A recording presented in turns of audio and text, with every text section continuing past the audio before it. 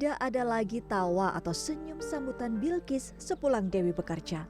Jumat sore 5 Juni lalu, Dewi histeris usai menemukan Bilqis penuh luka sepulang dirinya bekerja di pabrik.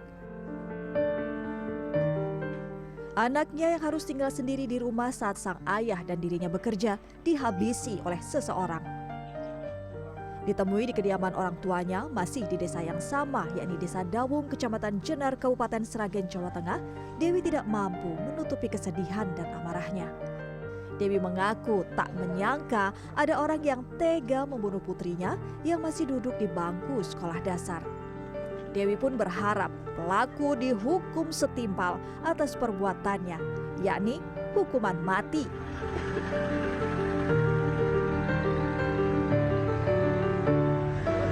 Saya sih pengennya dia di penjara sampai mati.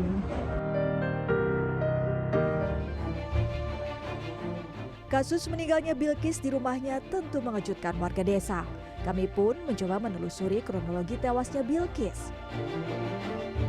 Pada Rabu pagi, jurnalis Transmedia Budi Harjokusumo mendatangi tempat kejadian perkara di rumah korban yang berada di Desa Dawung, Kecamatan Jenar, Kabupaten Sragen.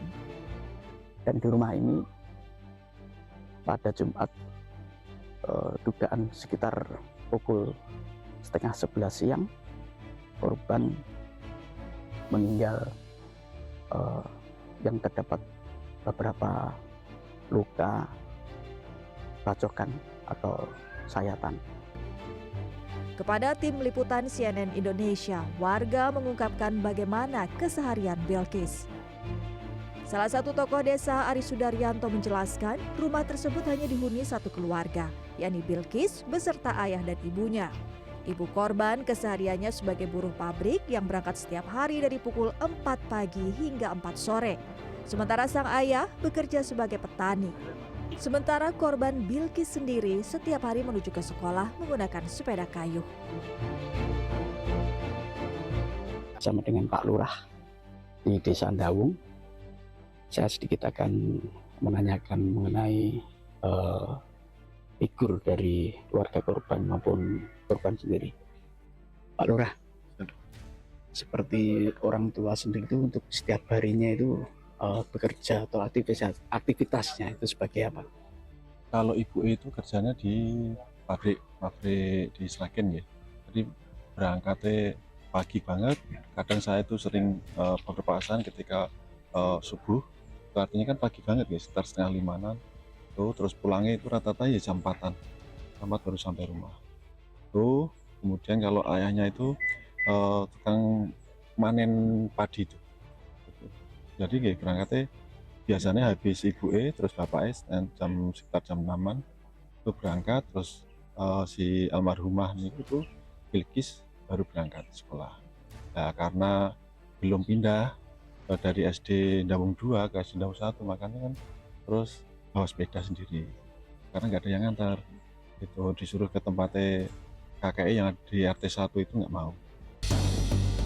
Usai tragedi yang menewaskan Bilqis, beragam spekulasi muncul penyebab dan motif Bilqis meninggal dunia.